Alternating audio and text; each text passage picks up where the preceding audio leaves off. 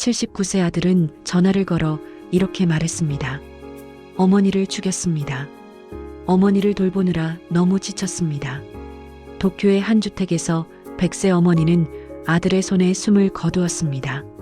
79세의 아들은 범행 1시간 뒤 스스로 119에 신고했습니다. 그는 도망치지 않았습니다. 울지도 않았습니다.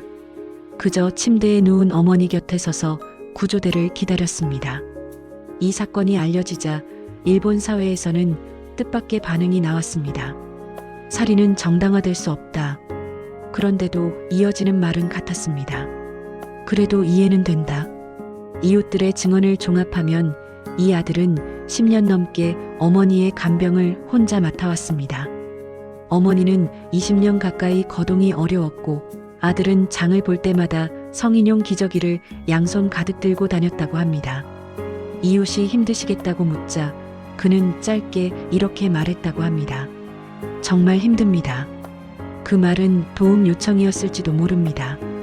하지만 그 말에 누군가 응답하지는 않았습니다. 이게 일본만의 이야기일까요? 아닙니다. 경찰대학 연구 결과를 보면 한국에서도 17년간 228건의 간병살인이 발생했어요. 연평균 13.4건입니다. 한 달에 한 건이 넘는 셈이에요.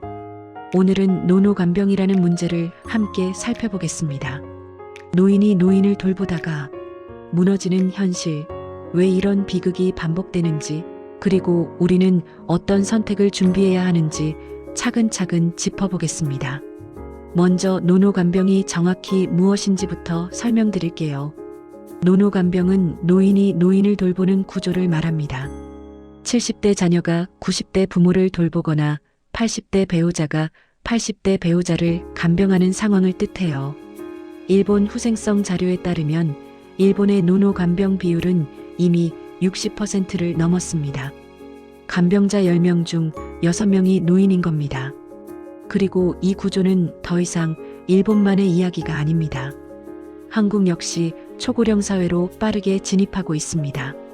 통계청 자료를 보면 65세 이상 노인, 가구 중에서 노인 단독 또는 노인 부부 가구의 비율은 이미 절반을 넘어섰습니다. 그리고 실제로 70대, 80대 자녀가 90대 부모를 돌보는 사례는 우리 사회에서도 더 이상 낯설지 않습니다. 경찰대학 김연구관의 조사 결과가 충격적입니다. 한국에서 2006년부터 2023년까지 17년간 발생한 간병살인이 228건이에요. 연평균 13.4건입니다.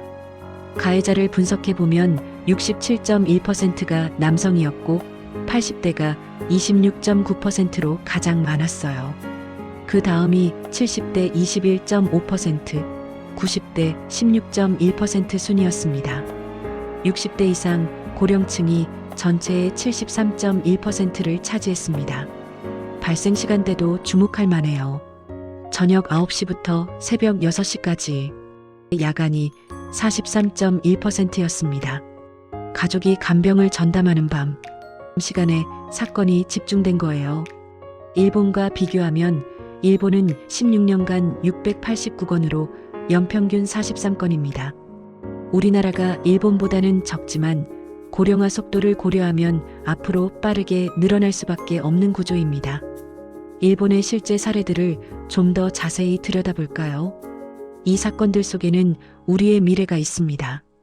첫 번째 사건 71세 딸과 102세 어머니. 2024년 11월 도쿄 구니타치시에 사는 71세 여성이 102세 치매 어머니를 12년간 홀로 돌보다가 살해했습니다. 그녀는 40대에 이혼했어요. 58살이던 2012년 부모님과 함께 살기 위해 집으로 돌아왔습니다. 몇 년 후 아버지가 세상을 떠나자 집에는 어머니와 딸만 남게 됐어요. 그때부터 12년간 홀로 간병했습니다. 허리 통증이 점점 심해져서 어머니를 혼자 들어올릴 수 없게 됐어요. 어느 날 어머니가 침대에서 떨어졌습니다. 그녀는 119에 신고했습니다. 하지만 구조대원들은 이렇게 말했습니다. 앞으로는 이런 일로 신고하지 말아요. 냉담한 반응이었어요. 그녀는 법정에서 이렇게 말했습니다. 세상에 혼자밖에 없는 것 같았다. 엄마가 다시 떨어졌을 때 도와줄 수 있는 사람이 떠오르지 않았다. 죽일 수밖에 없었어요.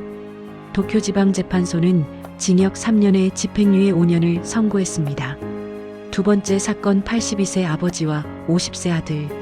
2025년 3월 시가현에서 있었던 사건입니다. 82세 아버지가 50세 아들을 34년간 간병하다가 살해했어요. 아들은 16살 고등학교 축구부 연습 중 사고를 당했습니다. 그 후 34년간 침대에 누워 지냈어요. 왼손은 자유롭게 움직일 수 있었지만 말을 할 수는 없었고 응이라는 소리만 낼 수 있는 상태였습니다. 아버지는 재판에서 이렇게 말했습니다. 어떤 방법으로든 장남을 원래의 몸 상태로 돌려주고 싶다는 일념으로 간병했다. 기적을 믿고 있었다. 아버지는 아들의 간병을 쉽게 하기 위해 집도 새로 지어 장애물을 없앴습니다. 아들을 침대에서 휠체어로 옮길 때는 10분간 마사지를 했어요.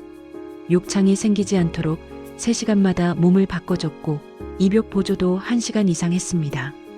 변호사에 따르면 이러한 간병 덕분에 아들의 몸에는 욕창도 없었고 의사와 간병시설 직원들은 이렇게 깨끗한 몸은 처음 봤다고 놀랐다고 합니다. 34년간 이어진 간병.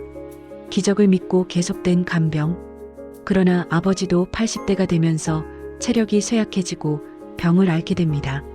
메니에르병을 발병해 가끔씩 발작에 시달리기 시작했어요.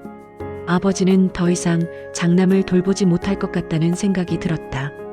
내가 간병을 못하면 장남은 고통스럽게 죽게 될 것 같다고 말했습니다. 과거에 간병인을 부탁하거나 10년 전에는 아들을 시설에 보내기도 했대요. 하지만 간병인이 자주 바뀌어서 그때마다 간병 방법을 가르쳐야 했고 시설에 보내는 도중에 사고가 나는 등의 일이 발생해서 제3자에게 맡기는 것이 오히려 정신적 부담이 커졌다고 합니다. 다른 자녀들에게는 결혼할 때 아버지가 책임지고 돌보겠다고 약속했기 때문에 힘든 간병을 부탁하고 싶지 않았대요. 결국 나도 죽을 거고 함께 죽자고 아들에게 말했고 아들은 저항 없이 이를 받아들였다고 합니다. 재판부는 징역 3년에 집행유예 4년을 선고했습니다. 세 번째 사건 61세 아들과 92세 어머니. 2022년 8월 도쿄 가스시카고에서 61세 아들이 92세 치매 어머니를 살해한 사건입니다. 그는 요리사 경험을 살려 어머니의 식사를 한 끼에 1시간씩 시간을 들여서 정성껏 책임졌습니다. 가래 흡입, 산소 공급, 소변 카테터, 혈당 측정, 인슐린 주사 등을 매일 했어요. 어머니는 이전부터 만약 병상에 누워 있으면 연명 치료는 하지 말아달라. 투석이 필요해도 거부해달라. 병에 걸려 죽을 때는 차라리 내 손으로 보내달라고 말했다고 합니다. 그는 주변에 폐를 끼치지 않기 위해 제3자가 바로 발견할 수 있는 방문간호 전날을 택해 어머니의 목을 끈으로 졸라 살해했습니다.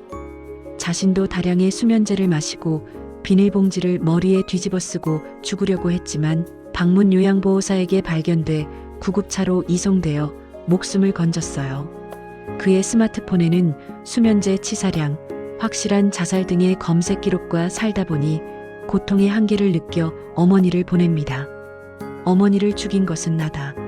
어머니를 두고 죽을 수 없었다 등의 메모가 남아 있었다고 합니다. 이 사건들의 공통점이 뭘까요?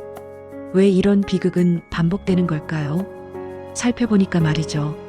이 사건들에는 공통된 패턴이 있습니다. 첫째는 간병인의 고립입니다. 가족 간병은 가족이니까 당연히 해야 하는 일로 여겨집니다. 도움을 요청하면 무책임해 보일까봐, 불효로 보일까봐 입을 다무는 경우가 많아요. 그는 10년 넘게 어머니를 돌보는 동안 단 한 번도 외부에 도움을 요청하지 않았습니다.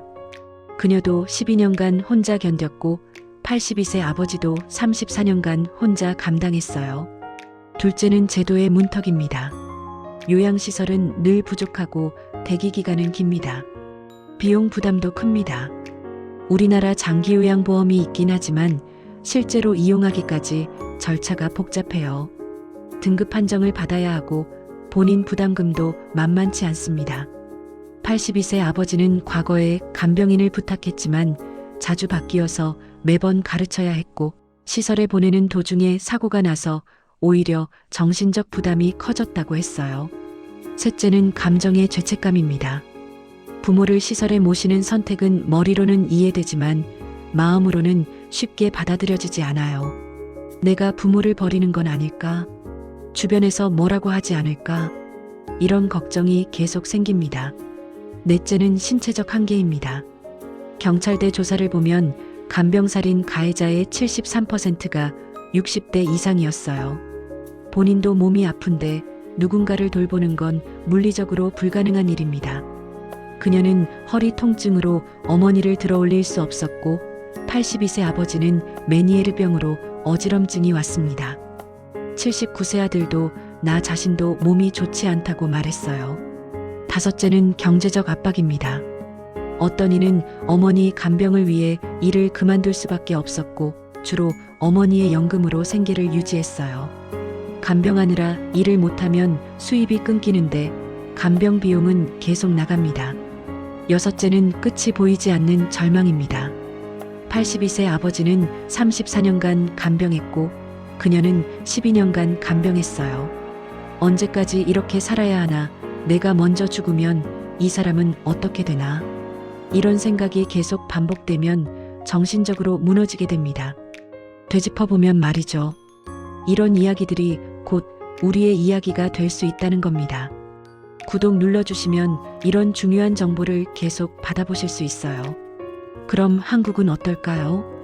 일본과 비슷한 상황이 우리에게도 펼쳐지고 있습니다. 한국에서도 간병 부담을 견디지 못해 극단적인 선택으로 이어진 사건들이 조용히 보도되고 있어요. 치매 노모를 돌보던 아들이 어머니와 함께 생을 마감한 사례, 노부부가 함께 숨진 채 발견된 사례들이 있습니다. 이 사건들의 공통점은 사전에 구조적 도움을 받지 못했다는 점입니다. 한국은 2025년 초고령 사회로 진입했습니다.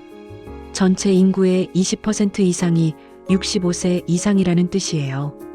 통계청 자료를 보면 65세 이상, 노인 가구 중에서 노인 단독 또는 노인 부부 가구의 비율이 절반을 넘었습니다.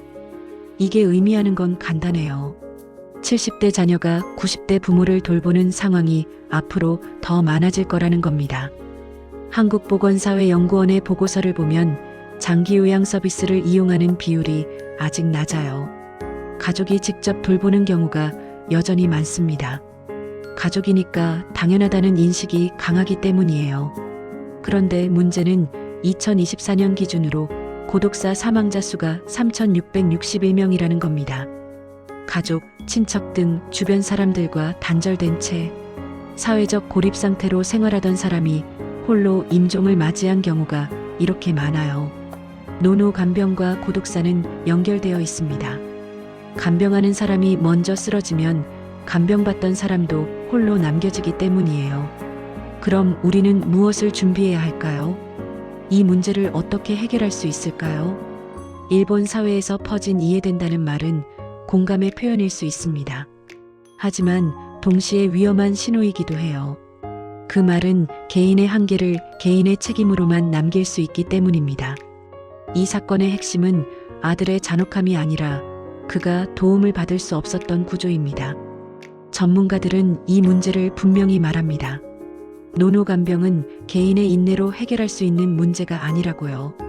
이는 복지, 의료, 돌봄 시스템이 연결되지 못한 결과이며 사회가 떠안아야 할 문제라는 겁니다. 첫째는 조기 개입입니다.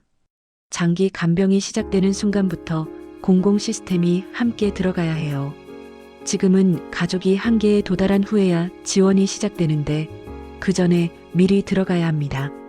예를 들어 70대가 90대를 돌보기 시작하면 자동으로 지자체에서 연락이 와서 어떤 도움이 필요하세요? 하고 물어봐야 해요. 방문간호, 주간보호센터, 단기보호시설 같은 정보를 적극적으로 안내해야 합니다. 둘째는 간병자 보호입니다. 환자만이 아니라 돌보는 사람 역시 지원의 대상이어야 해요. 간병자가 무너지면 환자도 함께 무너지기 때문입니다. 일본에서는 간병자를 위한 심리 상담 프로그램이 있어요. 일주일에 한 번이라도 누군가와 이야기할 수 있는 창구가 있으면 그것만으로도 큰 도움이 됩니다. 셋째는 죽음과 돌봄에 대한 대화입니다. 가족끼리 돌봄의 한계와 미래의 선택을 미리 이야기해야 해요. 만약 내가 거동이 불편해지면 어떻게 하자. 요양원에 가는 게 좋을 것 같아. 이런 대화를 미리 나누는 게 중요합니다. 어떤 이의 어머니는 병에 걸려 죽을 때는 내 손으로 보내달라고 말했어요. 하지만 이건 아들에게 너무 무거운 짐이었습니다. 차라리 요양원에 가겠다. 연명 치료는 하지 말아달라. 이런 대화를 나눴다면 달랐을 거예요. 넷째는 지역사회 안전망입니다. 이웃이 서로를 살피는 시스템이 필요해요. 그녀가 119에 신고했을 때 구조대원이 이런 일로 신고하지 말라고 했는데 이건 잘못된 겁니다. 오히려 자주 이런 일이 있으세요? 도와드릴 게 없을까요? 라고 물어봤어야 해요.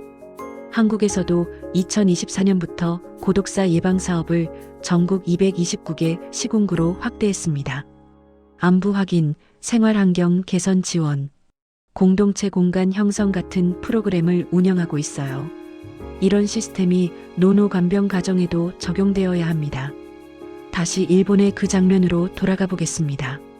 일본의 79세 아들은 끝까지 어머니 곁을 떠나지 않았습니다. 그는 경찰에게 말했습니다. 앞으로도 어머니를 돌볼 자신이 없었습니다. 그 말은 포기가 아니라 절망이었을지도 모릅니다. 그가 정말 원했던 건 어머니를 죽이는 게 아니라 도움을 받는 것이었을 겁니다. 82세 아버지가 34년간 3시간마다 아들의 몸을 바꿔준 헌신. 그녀가 12년간 홀로 어머니를 돌본 외로움. 일본의 아들이 한 끼에 1시간씩 식사를 챙긴 정성. 이들의 사랑은 의심할 여지가 없습니다. 하지만 사랑만으로는 견딜 수 없는 한계가 있었습니다.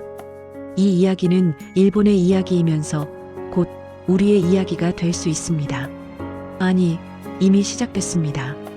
한국도 초고령 사회로 진입했고 노노간병은 이제 남의 일이 아닙니다. 여러분은 어떻게 생각하세요? 혹시 부모님을 돌보고 계신가요? 아니면 앞으로 돌봐야 할 상황이 올까요? 그때 혼자 감당하려고 하지 마세요. 도움을 요청하는 건 불효가 아니라 지혜입니다. 우리는 누군가를 돌보다 혼자가 되지는 않을까요? 그리고 도움을 요청하는 사람에게 그래도 가족인데라는 말 대신 손을 내밀 준비가 되어 있을까요? 이 문제는 한 사람의 비극이 아니라 우리 사회의 질문입니다. 댓글로 여러분의 생각을 나눠주셔도 좋겠습니다. 노인이 노인을 돌보는 시대, 우리는 어떤 선택을 준비해야 할까요? 장기요양보험이나 요양시설에 대해 궁금한 게 있으시면 국민건강보험공단 1577-1000번으로 전화하시면 상담받으실 수 있어요. 또는 가까운 주민센터에 가시면 도움을 받으실 수 있습니다. 혼자 견디지 마세요. 도움을 요청하세요. 그게 나를 지키고 가족을 지키는 방법입니다. 이 질문은 지금 우리 모두에게 던져지고 있습니다.